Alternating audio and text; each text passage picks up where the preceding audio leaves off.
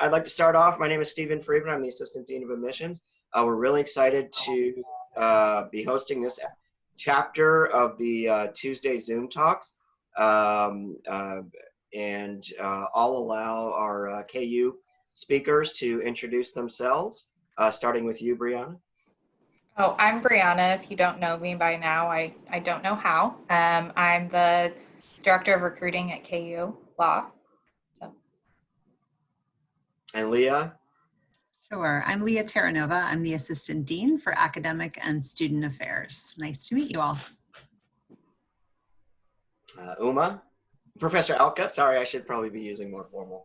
Yeah, I'm Professor Uma Outka. I teach in the 1L curriculum. I teach property along with Professor Lua Yule.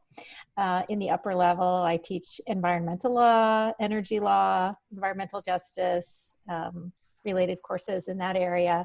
And I'm currently serving as Associate Dean for Faculty. So pleased to be joining you all. Look forward to seeing you in the fall. And then finally, I'll introduce Dean Mazza. Yeah. Hey, everybody. I'm Stephen Mazza. I am a tax professor. I've been at KU for 22 years. And for about the past 10, I have served as the Dean of the Law School. We're going to start off with Dean Mazza talking about two issues that are really important to what we're doing and the reason we're here today. I will reiterate Bryanna's encouragement for you to post questions either through the chat or by unmuting yourself and asking questions. But I'm going to turn it over to Dean Mazza now. And first, I believe he's going to talk about our preparations for COVID-19. Yeah. So, yeah, if you have questions, feel free to interrupt us at any point. First of all, an apology. I sent out an email this morning to the KU Law community updating folks about plans for the fall, but it turns out none of you were on the distribution list. So we are going to rectify that here today. I'm looking at Steve, but you know, I can send it out while you're speaking if you'd like. If you ignore me for about 2 or 3 minutes, why don't I do that? Okay, and then can you send the one from yesterday as well? Yes. So I will send. I'm going to cut off my email so that it stops dinging.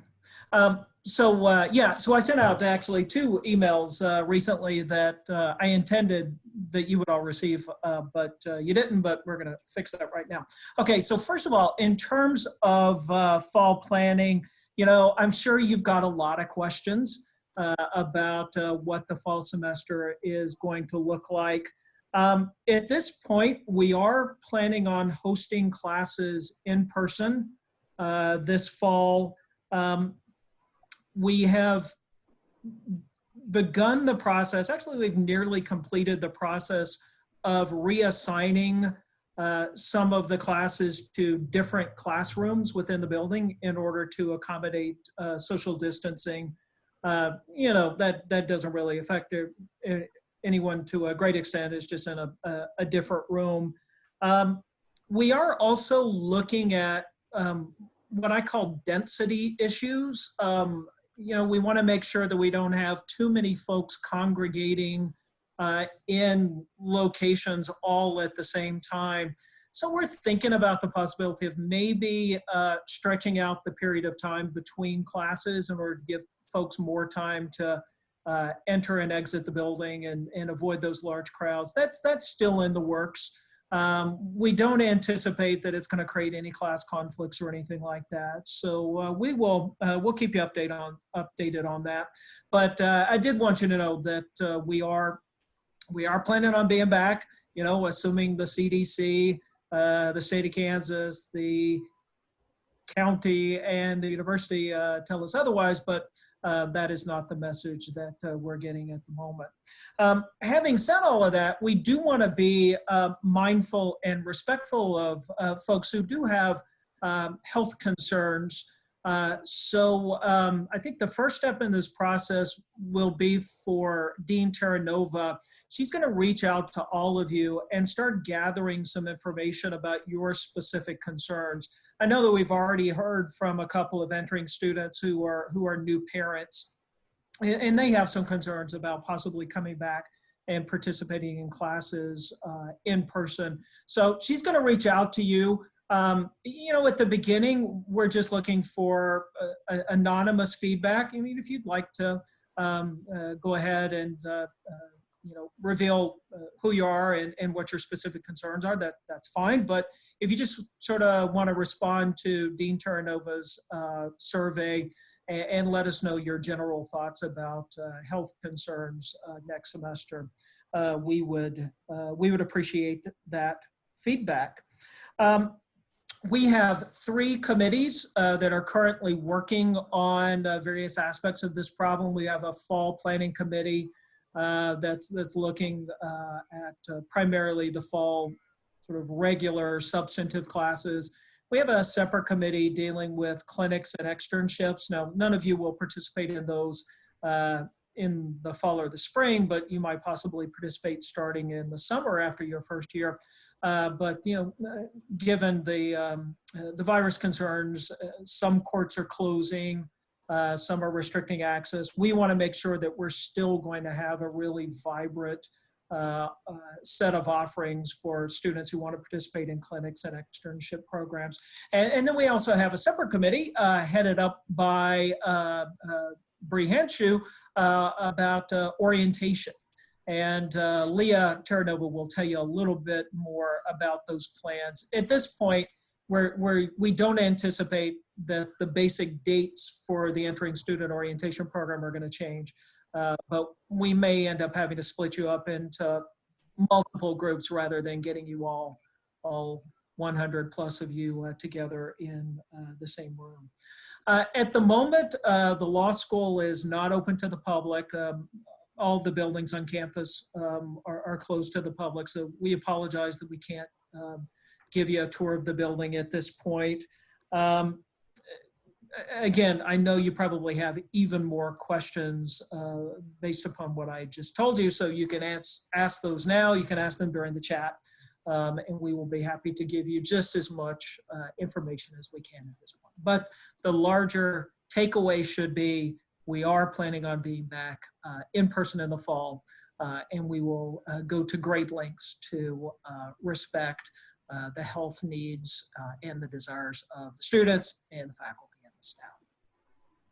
So the other, so that was one email that I sent out this morning, sort of updating you about that. Yesterday, I sent an email to the entire law school community dealing or speaking to the protests that are going on at the moment in response to the deaths of George Floyd and Ahmaud Arbery and several others. You know, these are difficult times, and these are difficult, even in the best of times, these are difficult conversations to have conversations about race, equity, the criminal justice system. At the law school, we have several committees devoted to diversity, equity, and inclusion issues. We have a faculty and staff committee. We have a student committee. Students apply to that. Now, we've already set that for next year. We invite second and third year students to participate in that. And we have an alumni diversity council. And one of the charges for each of these 3 committees is to help the law school community engage in conversations about these difficult issues in a way that is respectful, in a way that is productive. You know, at times, some of these conversations are just opportunities to vent anger and frustration. And you know what? In times like this, there's nothing wrong with that because there are lots of feelings of anger and frustration at this point. But we also like to walk away from these conversations having built some skills about how you engage in conversations in a manner that everyone walks away from them feeling good and feeling as if they have been heard. You know, once you graduate from law school, you're going to become a member of the legal profession, and when you do, you're going to be subject to standards of behavior that are set by each of the states. And these, what are called rules of professional conduct, they vary somewhat from state to state, but many states have a rule that says that lawyers are public citizens and they have a special responsibility for the quality of justice in this country. So it's not just saying that as a lawyer, we expect you to participate in the justice system, but you have a larger responsibility to ensure that this is a quality justice system and the one that respects the rights of all individuals, that is fair and that is equitable. So we're gonna explore those issues when you get to law school.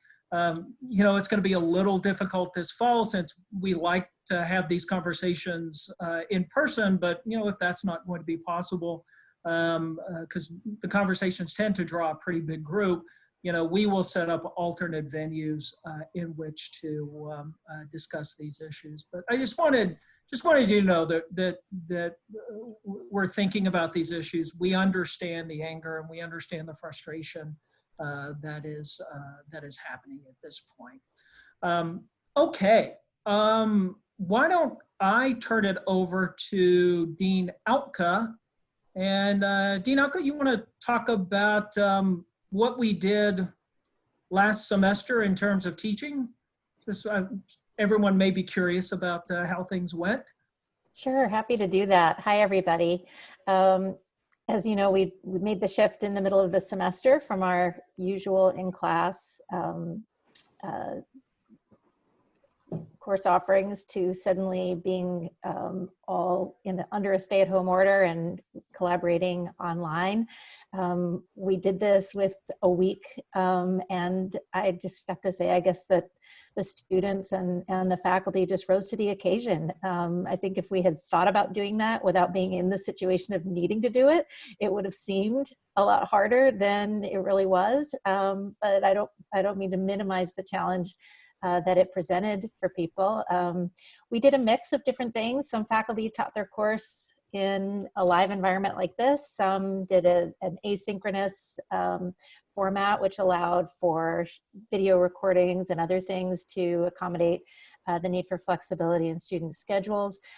We're now informed by that experience in planning for the fall. If there were an occasion where there was a spike that required us to mid-semester switch to online, we now have information that we're prepared to work with that, including the technology and everything. So even though there's certainly hope that that wouldn't occur, we're informed by that experience, I think. I don't know how much you have an interest in knowing details about it, but very happy to share information about that.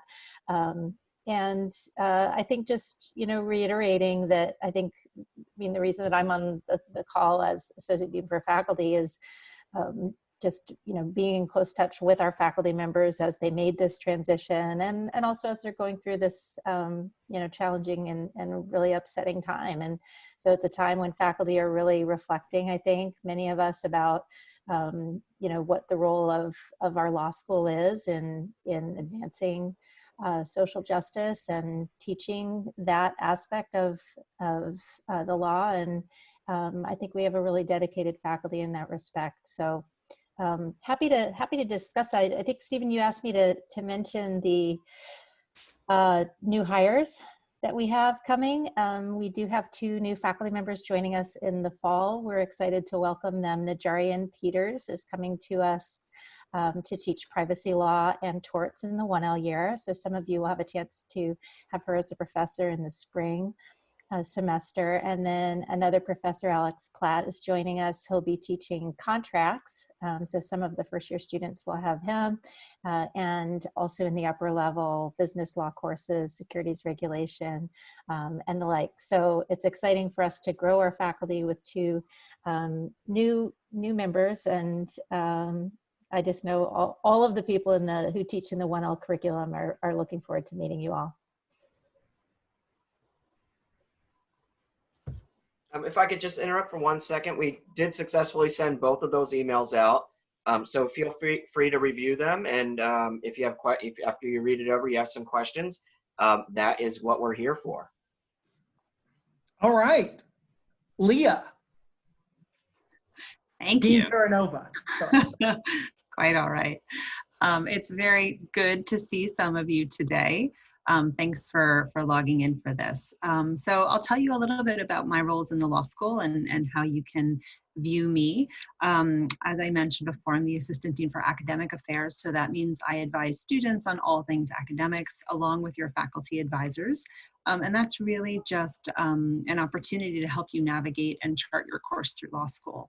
I also serve as the liaison for students needing accommodations. So if you're someone that has received testing or classroom accommodations in the past, you'll want to reach out to me before you get here in the fall so that we can arrange that for you and have a smooth transition. The other part of my job is student affairs, and that has many facets to it. In general, though, I help law students manage life in and outside of the building. And there's a lot of life to manage right now. This past semester was a real test for a lot of our students. I'm so proud of the way that they rose up, but it was not without stressors. So whether those were childcare, health, financial, and general family stressors, we found opportunities to support our students. And that was really based on having a strong amount of communication with them. It is, you know, I'd like to think that we have been really responsive in terms of the needs that our students have had this last semester. We've put things in place to help build a sense of support for them. We have an emergency student fund that students can use for financial hardship relating to COVID-19. We built in meditation and free yoga classes for our students to attend to help them gain a sense of balance. And we connected them to resources for mental and emotional wellness as well. Law school, just like all schools, will undeniably look and feel a little different in the fall. But we're looking to ways to really build and continue our sense of community and place for our law students.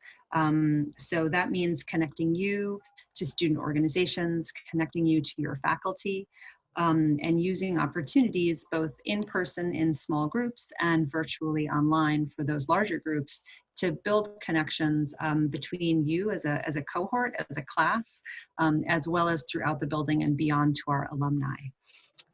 So as Dean Mazza mentioned, we'll be surveying you to just get a sense of what some of your special needs might be as you approach the fall. Keep an eye out for that from me sometime in the coming weeks.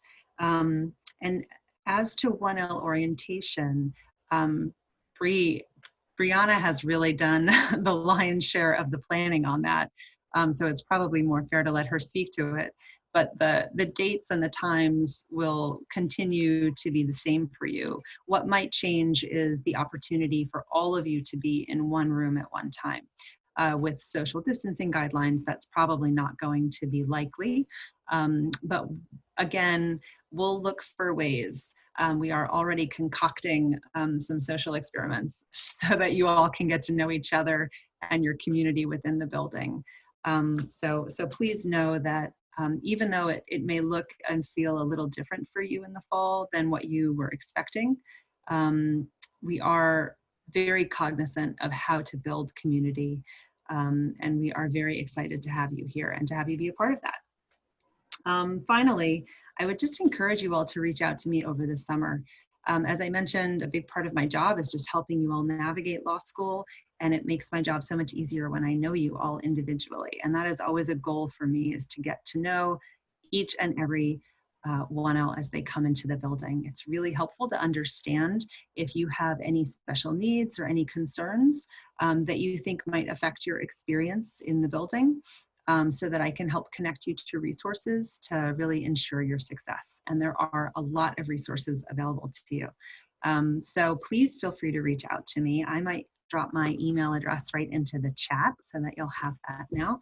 And if you don't, I'll probably just hunt you down over the summer because I have all your email addresses. So don't try and avoid it.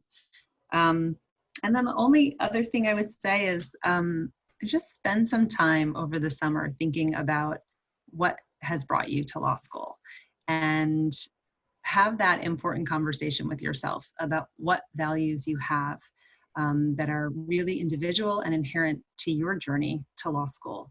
Because I think that students who take the time to do that and really identify what motivates them to be here have a much easier time keeping perspective around their role in the building and finding how to be relevant within the building and beyond. So I'm certainly here to help you have that conversation, and I hope it's a conversation that we have over the next 3 years. Thanks for your time. Well, listen, we really want to hear from you. I know it's always scary to be the first person to ask, but it's not. So we would love it if someone could join us with a question, or alternatively, we can go ahead and continue the conversation ourselves. But honestly, we do want to answer the questions that are on your mind. And while we can guess what those questions might be, it really is great to hear from you directly. So don't be afraid to ask us. So let me, but I will ask the first question. And I'll start with Dean Mazza. So in terms of thinking about the fall, what are some of the obstacles that, or some of the challenges that we've been considering and approaches we're taking to overcome some of those challenges? Ooh, unmute yourself, Dean Mazza. Oh, yeah. How many of these calls have I been on? I actually, gosh, I'm not used to being muted in the first instance. There's the problem. So, one of the frustrating things about planning for the fall is we are largely responding to decisions made by people outside of the building, which is tough. We're used to sort of controlling everything that we do, and sometimes we get special permission from the university to kind of do what we want and be different because we have a different cohort of students. But, under the current guidelines, if the university mandates this or mandates that, then we're going to comply with all of those mandates. And at the moment, we just don't know what they are. So we're doing a whole bunch of planning that I hate to tell the folks who are involved that, a lot of this is going to go to waste because we're planning for all different types of eventualities, and they're not all going to come to fruition. And yet we don't want to wait until the last minute and be caught off guard. Now, we are going to have sort of a test run. I hate to bring this up since y'all haven't even started law school yet, but when you graduate from law school, you're going to take the bar exam. Well, Kansas was one of those states that was deciding whether or not they were going to administer the bar exam this July. At this point, I'm not sure whether it's half the states have decided not to, but a good portion of states have said, we're going to hold out until the fall because we don't think that we can pull this off. So we immediately got in touch with the Board of Law Examiners over in Topeka and sort of made the case that we want this bar exam to go forward. This is an important key to landing that first job right out of law school. You want to take the bar exam as quickly as possible after you complete law school because it's testing you on a lot of the concepts that you learn. So we are going to host the bar exam here on campus. Some of it will be here in Green Hall. Some of it will be across the street. And it gave us an excuse to go ahead and ask a whole bunch of questions to the university about standards of conduct and about best practices in terms of preventing the spread of the virus. So I feel like we're going to be a little bit ahead of the game compared to some of the other units on campus, because we will have this dry run to make sure that we're doing this right. So that, that's really the frustrating thing, is there's still a great deal of uncertainty associated with this, but we're going to be prepared for all eventualities. Great. In terms of planning and for Bryanna and Dean Terranova, you're focused on orientation, and Professor Outka for classes. So what are some of the important goals for both orientation and the classes in terms of how we approach the fall?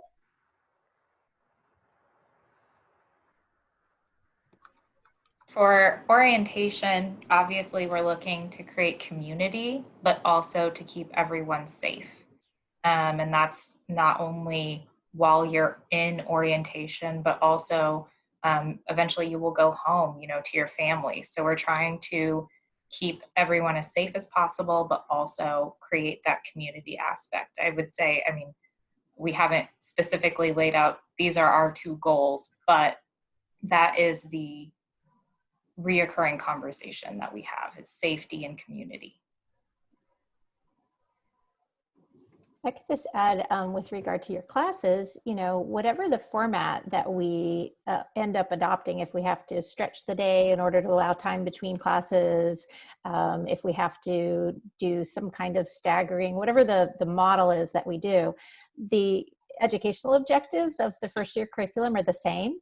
And so in your first semester and your second semester, what we're doing with those core courses that are foundational to the rest of your entire law school career and practice, and that are required for all first year students, is, laying out the core doctrinal concepts, as well as the legal analytical skills that you'll need to go forward. And so none of the objectives that we have for those courses changes. So we'll, as faculty, be following the feedback that we got from students in the spring, as well as our own sense of, what was most effective to get through to our students and advance their learning. We're just going to use that and adapt it to whatever system or schedule we end up using.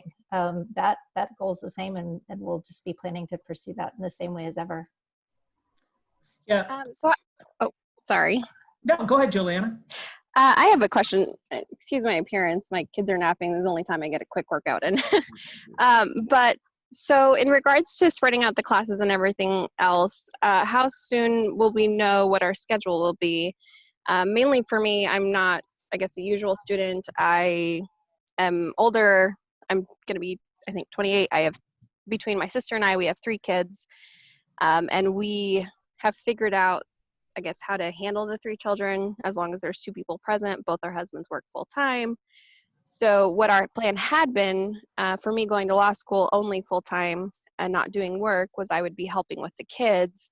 So I was hoping to get my classes, I guess, back to back throughout the 5 days. And then I'd be commuting and come back home as soon as I could to help with the kids. So I wouldn't be doing, I guess, what everyone else suggested, which is, the 8 to 5 and you stay on campus, which sounds wonderful, but I can't do that. So I guess how soon can we know, and is there anything we can do for the students that, I guess, have kids and daycare either isn't an option, or they have a system kind of like my sister and I, where they have family helping, but one person can't handle 3 kids under the age of 3. We have 2 2-year-olds and a 3-month-old, so kind of crazy. So Juliana, that's exactly the sort of feedback we'd like to get from folks, so that we can begin incorporating those sorts of plans. So Bryanna, when do you typically send out the schedules to the students? From what I understand from Vicky, the registrar, is that they are sent out somewhere around the beginning of July.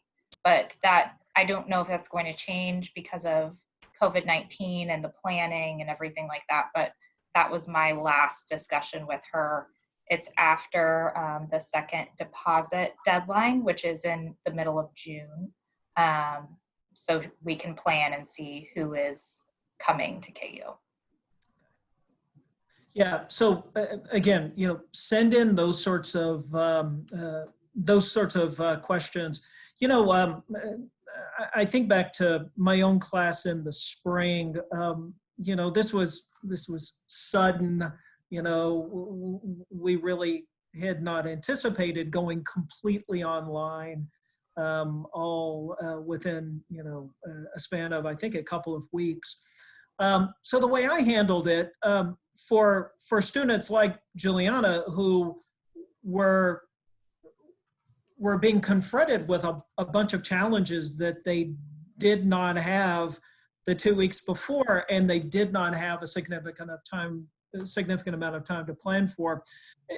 My way of accommodating that, and many of our professors did this, we taught primarily asynchronously. So I created videos that I would post online, and then students could watch those videos at their convenience, because we knew that with these new responsibilities, they may not have as easy a time to have a free hour at a particular time during the week. So this gave more flexibility to be able to watch those videos whenever they could. And then we would have weekly live meetings where students could ask questions. And, I think in pedagogically, I think it worked really well. It was a lot of effort to create those videos, and I created a lot of extra handouts and explanations of problems, and it was a lot of work. The students, the evaluations revealed that the students, for the most part, really liked it. But I think what the students really missed was the sense of community from just being around one another in the classroom. That's one of the things that we're definitely going to try to preserve in the fall semester, is to keep that sense of community going. Even if some of the classes, because of health concerns of students or faculty, need to be in a non-traditional format, going the extra mile to make sure that we're staying in touch with the students and keeping the students engaged is going to be really important. Well, it looks like we've gotten some excellent questions. Let's address them as they come in. Paul, thank you for the comments about we are definitely feel we're part of the community and the conversation, and we want to be part of that. So we appreciate your comments there. And then you ask two very good questions. The first one is, Harvard has, Paul says, Harvard has offered a free pre-law school online course that prepares students for the first few weeks of law school.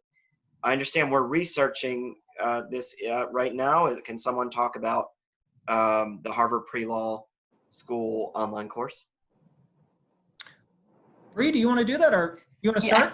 Yeah. Okay. Yes. So Dean Mazza made us aware of this offering last week. I've been talking to Professor Six, who is very much in charge of our lawyering program, which sounds like a funny word, but that's kind of where you learn how to think like a lawyer, write like a lawyer, argue like a lawyer. And a lot of what Harvard is offering will go into that. We don't have access to the actual course materials yet, so we do need to review those. But as far as the question regarding things that will help you prepare for law school, that is part of what our orientation is about. So the first few days of your law school experience is dedicated to providing you with resources for law school, to get to make the most of your experience out of law school, and how to approach things like reading cases. So we're evaluating to see if that is going to match. We don't want you to have to do double preparation if we are going to give you those materials. So we are working on looking at that course. And we'll make any such announcement. You know, we send out our newsletters every 2 weeks, admissions newsletters to the incoming class, and of course on the Facebook group. Yeah. Our other concern about the Harvard course is, and this is relates to what Bryanna said, is we just want to make sure that the course is consistent with our own orientation program. We don't want to send mixed signals because, you know, terminology, particularly early on in your law school careers, is going to be really important because you can describe the same concepts in different ways. Oh, we just got a new TV. Somebody's brought in a new flat screen. Anyway, so, you know, we want to view the Harvard program to sort of pick up on their terminology to make sure that it's, again, it's consistent with what you're going to see in orientation. So we learned about it a couple of weeks ago, and we're still in the process of reviewing that, and we'll, as Dean Freedman says, we will keep you updated about that. We'll get back to Paul's question, but I want to skip ahead to Doug's real quick because I can answer this question. Doug asks, will people who are going to do Summer Start still going to be able to accelerate their studies? If so, what does that look like? The answer is yes and no. And I should say that we don't, even if we had the Summer Start, we don't necessarily have a Summer Start program.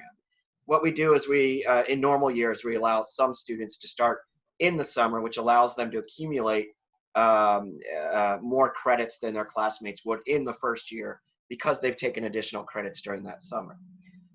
So basically, in every year, once you get to your second year, everyone's the same. There are no summer starters after the first year. So everyone's in the same boat. So now, starting in the fall, would you be able to, let me rephrase the question. Would it be possible to graduate in 2.5 years instead of 3 years? And to answer that question, yes. To do that, you would have to take summer classes.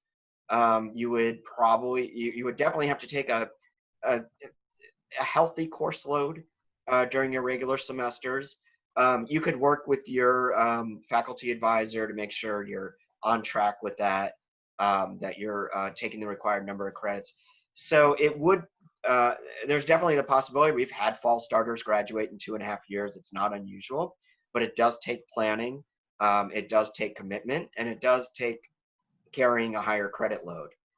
So you can decide after your first year, and it also requires taking classes in the summertime. So if that's something that's so important to you that you want to undertake additional course load and make sure you're taking a healthy course load during the summer, then you can do it. But you don't have to make that decision in your first year, and you'll learn all that as you go through your first year, what your comfort level will be, and also what exactly it will take logistically to graduate in 2.5 years. But it is possible. And Steve, I can respond to Paul's second question about the possibility of shortening the fall semester. So unofficially, yes, that is being discussed at the university level. So the classes would be done by Thanksgiving. That way, students could return to their hometowns and not have to come back.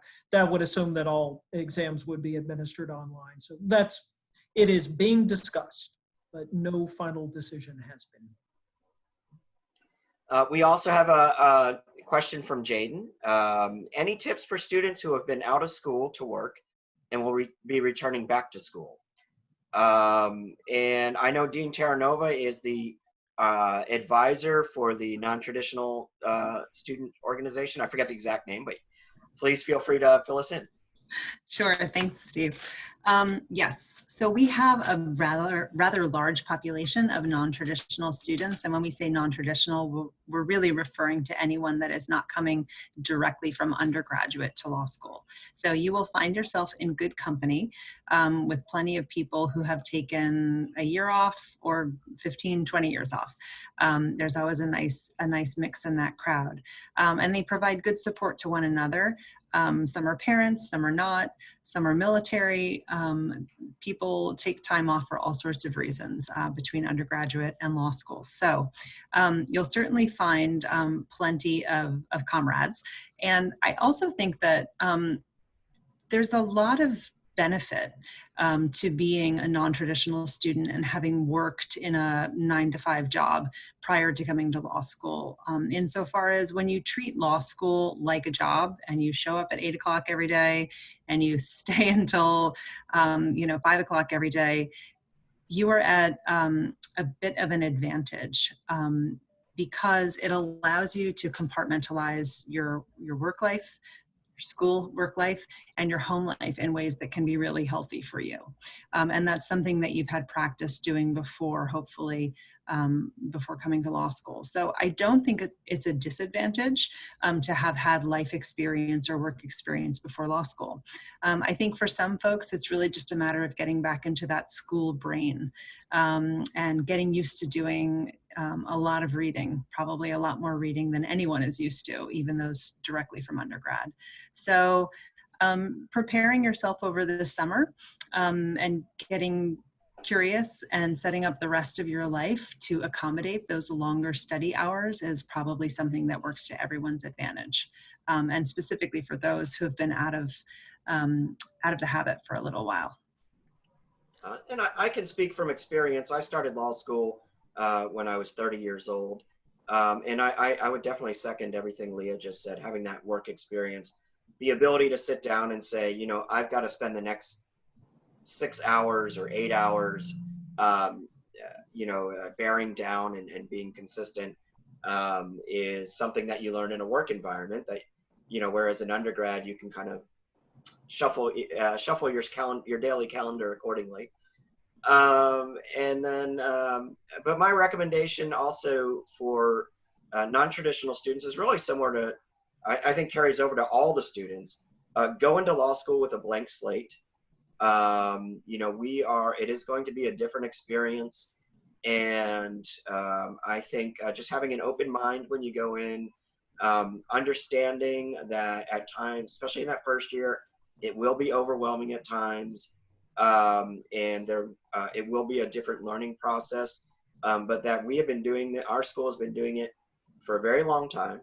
And it's part of the process of training you to have a legal mind. And we are there to walk with you, and as are your classmates. But it is a process. Yeah, Jaden also disclosed that she was a little bit nervous about coming to law school. Well, I came directly from undergrad, and I was really nervous about going to law school. Uma, were you? I had worked for quite a number of years, and I had also done a year in a master's program first. So the master's program let me get back into student mode. But I think that one of the most important things that you can do to start law school is really start strong. Don't let yourself get behind. Don't pay attention to what other people are doing. You're just doing your own best. Anything else is a distraction. Just doing your own best. And the first semester is different. And I remember I learned so much that first semester. I'd never done that kind of studying before. It was very different. But you learn from that, you adjust from it, and it's just a process. So it's just kind of going to the gym for your brain in a different way, working different muscles. I remember 2 weeks into law school, I felt like what's the right word? I don't want to say stupidest. I felt like everyone else in class was a lot smarter than I was, because, the professor was asking these questions and people were popping in with answers. And I was like, that never even crossed my mind. I got super nervous that, this was just not for me, but turns out it was.